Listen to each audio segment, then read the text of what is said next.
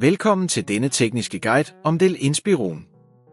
Vi er Kelatos Informática, specialister i teknisk reparation.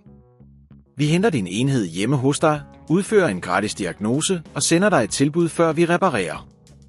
Ingen opkald, ingen ture.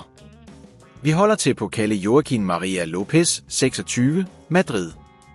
Bekvemt, gennemsigtigt og professionelt. Link i beskronerivelsen. Mange brugere oplever, at deres Dell Inspiron ikke holder strøm og kun fungerer, når den er tilsluttet.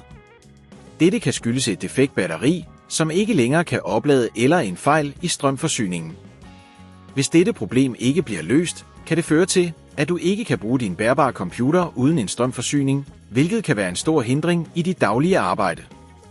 For at løse dette problem har du brug for en S-kronerugetrækker, en ny batterienhed og eventuelt en antistatisk ram for at undgå elektriske stød. Først skal du åbne din Dell Inspiron ved at fjerne S-kroneruerne på bagsiden. Vær forsigtig med ikke at miste S-kroneruerne, da de kan være små. Når du har fjernet S-kroneruerne, skal du forsigtigt løfte bagsiden af enheden af.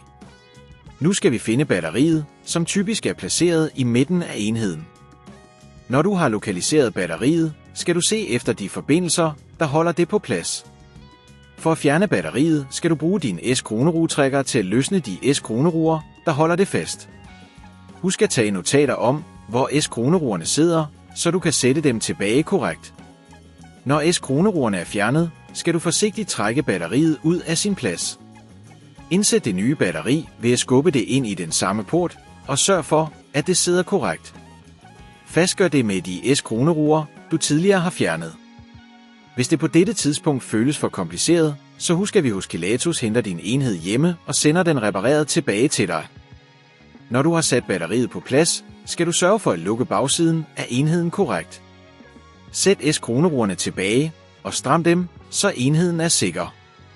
For at sikronere, at alt fungerer som det skal du tænde din Dell Inspiron uden at tilslutte strømmen og se, om den tænder op. Hvis den gør, er reparationen lykkedes. For at undgå, at dette problem opstår igen, anbefales det at holde din bærbare computer opdateret og regelmæssigt kontrollere batteriets sundhed. Det er også en god idé at undgå at lade batteriet løbe helt tør, da dette kan skade batteriets livscyklus. Hvis du ikke vil risikere at beskadige din enhed, så henter vi hos Kelatos den op, reparerer den og leverer den hjem til dig overalt i Danmark. Link i beskronerivelsen.